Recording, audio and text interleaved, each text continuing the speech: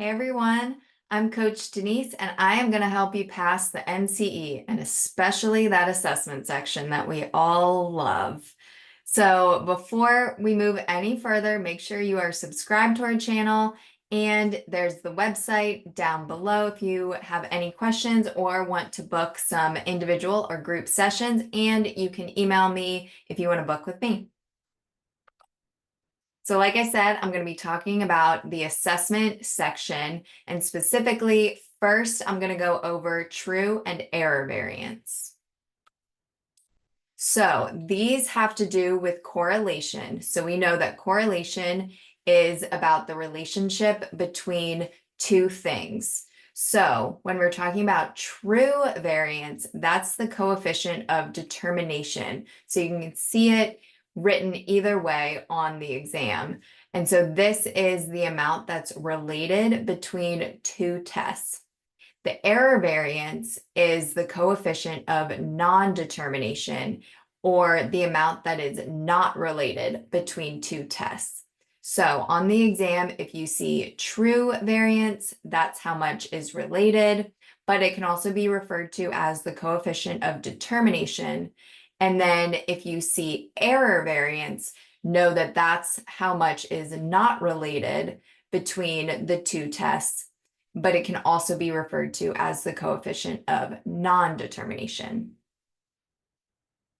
So we know that a correlation can be between -1 and 1, and the closer to -1 or the closer to 1, the stronger the relationship. So let's say we have a correlation of 0.9, and we know that that is a pretty strong correlation.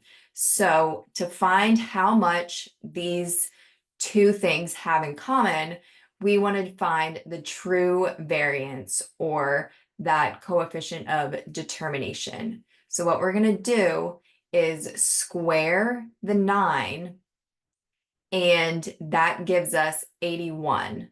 And so 81% is how much these two things have in common. And that's a pretty high percentage because we know that 0.9 is a strong correlation. Now, if we want to know how much they do not have in common, so that error variance, we just subtract that 81% from 100. So then we would get 19%. So that tells us that there's 19% that they do not have in common. So just to sum up everything about true and error variance, true, you square the correlation, and that gives you the percentage that they have in common. And then with the error variance, you just subtract the true from 100, and that gives you how much they do not have in common. But let's try it out. So the correlation between two tests is said to be 0.70. What can we say about the coefficient of non-determination, or error variance? A, 49%, B, 70%, C, 51%, or D, 30%. So if you want to pause the video and figure it out for yourself, go for it, or go back and work it out. But let's see. So the first step, we look for the correlation, and we know that that is 0.7. So we first have to find the true variance before we find the error variance. So we want to square the 7. So 7 times 7 is 49%.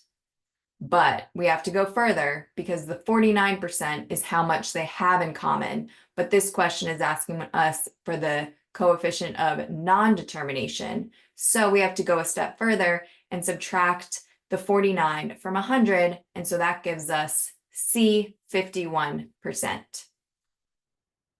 And there we go.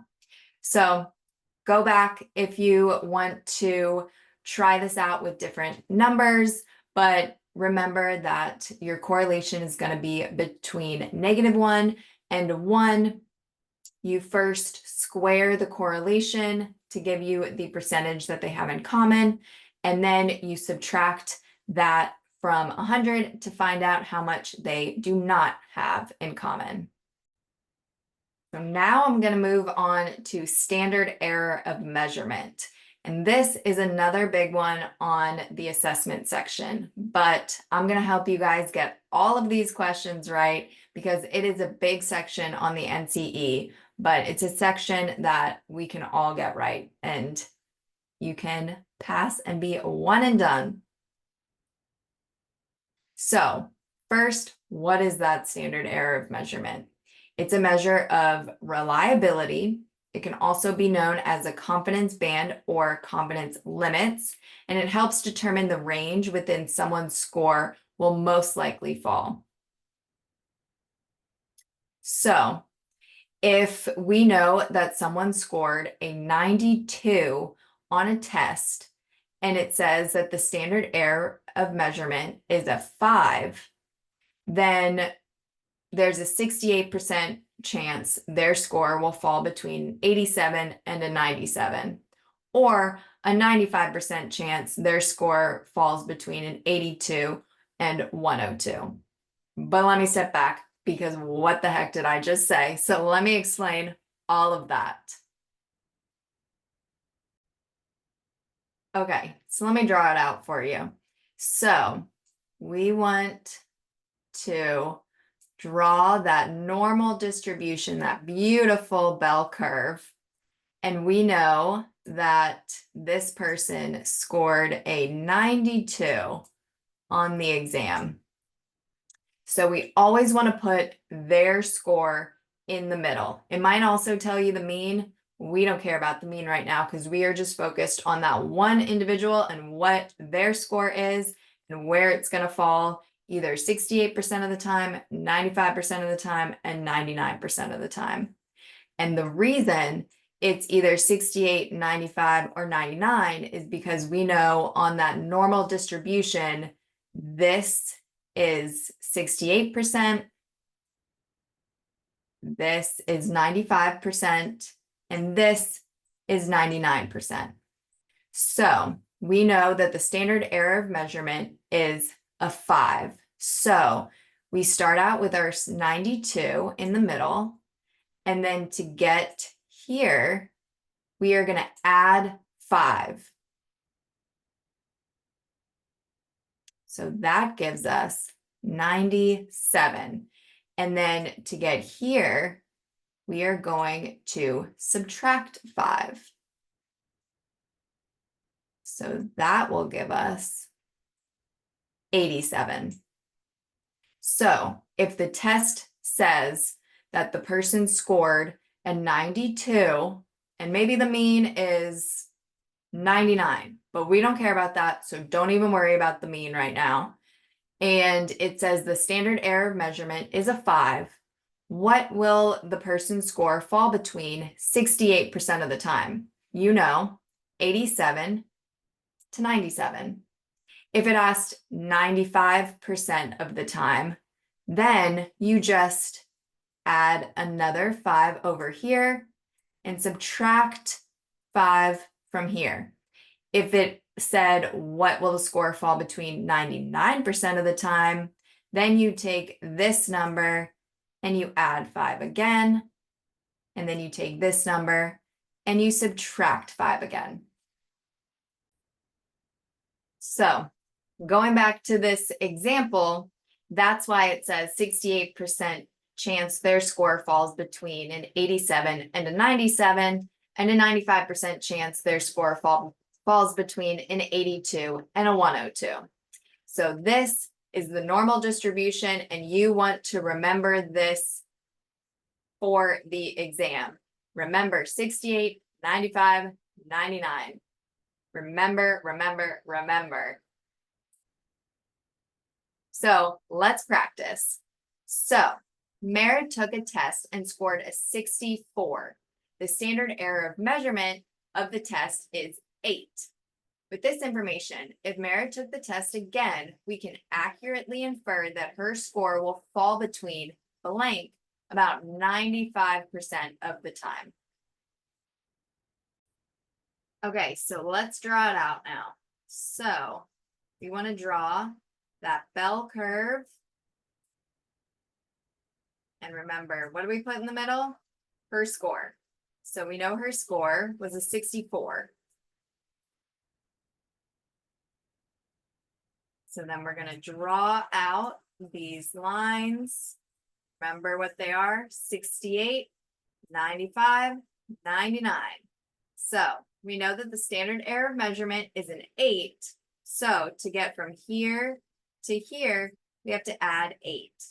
That gives us 72. And then to get from here to here, we want to subtract 8. So that gives us 56. So if the question asked us, what will her score fall between 68% of the time or 2/3 of the time, then we could say 56 to 72. But it's asking 95% of the time. So we have to take it a step further and add 8 again, which will give us 80 here. And then we're going to subtract 8 again, and that gives us 48.